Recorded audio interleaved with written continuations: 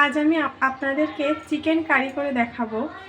Chicken curry করতে যে যে উপকরণগুলো লাগবে সেগুলো হচ্ছে মাংস, আলু, পেঁয়াজ কুচি, টমেটো কুচি, আদা বাটা, রসুন বাটা, জিরা বাটা, তেজপাতা, গরম মশলা।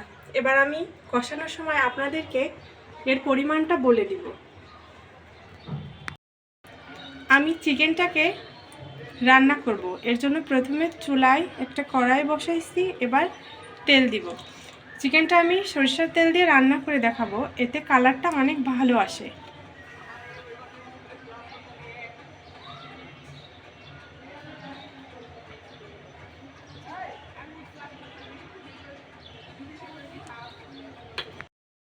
আমি একটা বড় সাইজের আলু কেটে নিয়েছি 6 পিস করে।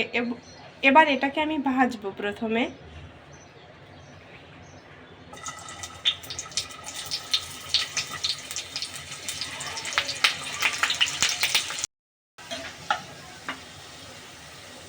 আলুটা ভাজা হয়ে গেছে, এবার আমি আলুটাকে তুলে নেব।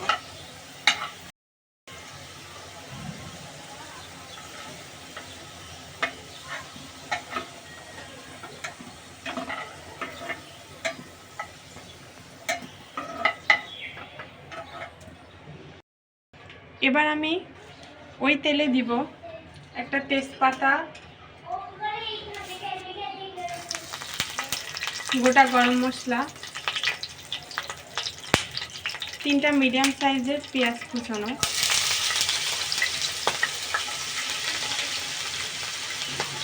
3টা বড় ঝাল,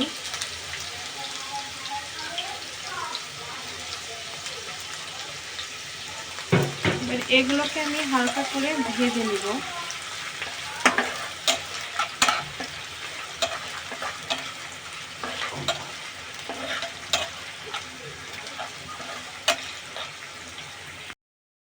পেঁয়াজটা হালকা ভাজা হয়ে গেছে, এবার আমি দিব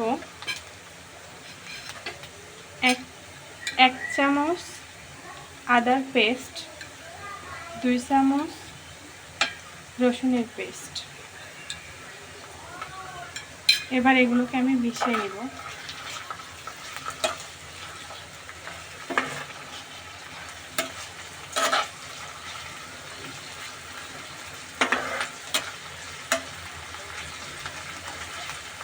এবার দিব 1 চামচ জিরার পেস্ট,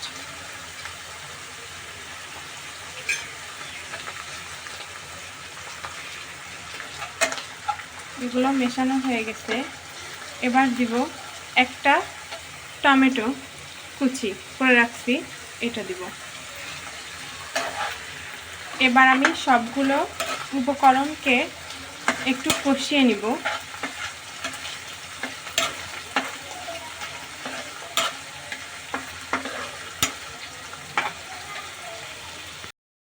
মশলাগুলো কষানো হয়ে গেছে, এবার আমি দেব ধুয়ে রাখা চিকেন, 1 কেজির কাছাকাছি চিকেন। আমি এটাকে ভালো করে ধুয়ে জল ঝরিয়ে রেখেছিলাম। আর দিব ভেজে রাখা আলু। এবার এই সবগুলোকে আমি কষিয়ে নিব ভালো করে।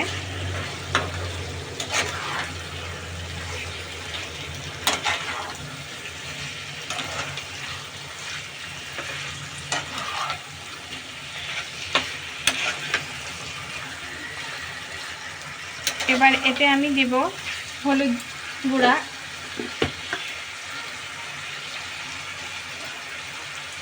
1/2 চামচ হলুদ গুঁড়া,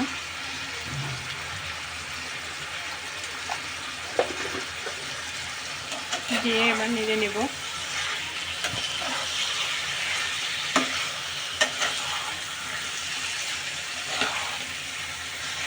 একটু সময় নিয়ে কষাতে হবে, তাহলে মাংসটা খেতে অনেক টেস্টি হবে। এবার আমি দেব মরিচের গুঁড়া, 1 চামচ,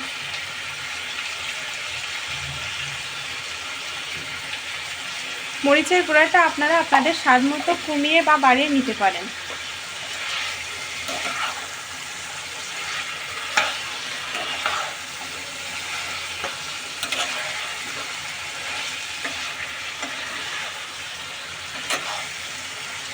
এবার দিব লবণ,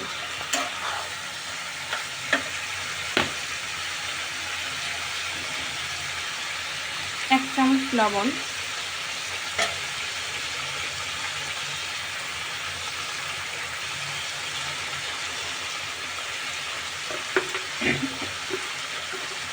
এবার আমি চিকেনটাকে খুব ভালো করে কষিয়ে নিব।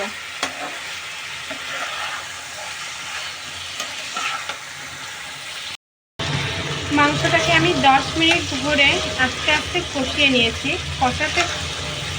কষানোর ভিতরে এটা হাফ সিদ্ধ হয়ে গেছে আর খুব সুন্দর একটা গন্ধ বের হচ্ছে।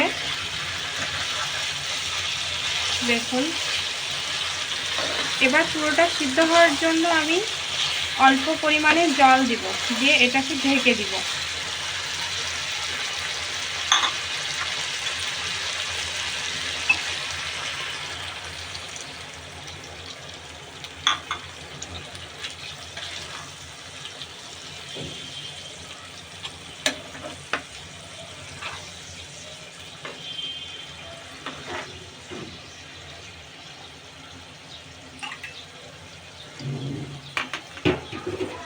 খুব বেশি পরিমাণে জল দেওয়ার প্রয়োজন নাই। এবার আমি মাংসটাকে ঢেকে দেব।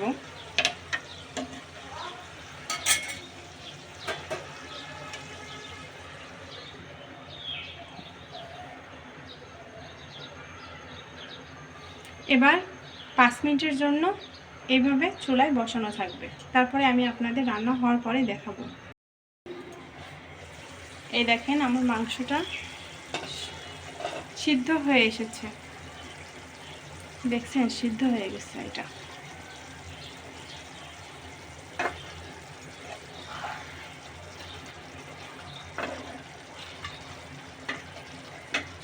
এবার আমি চিকেনটাতে অল্প পরিমাণে গরম মশলা দিব, যাতে টেস্টটা আরও ভালো আসে। এটা সিদ্ধ হওয়ার পরে দিবেন।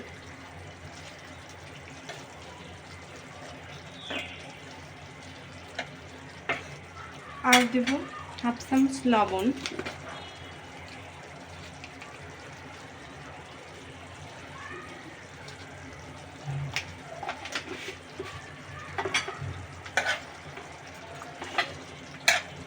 চিকেনটা আমার রান্না হয়ে গেছে।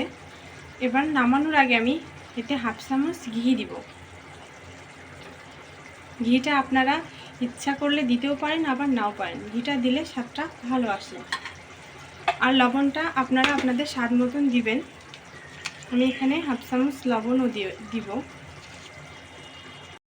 এবার আমি কিছু সময়ের জন্য এটাকে ঢাকা দিয়ে রাখবো।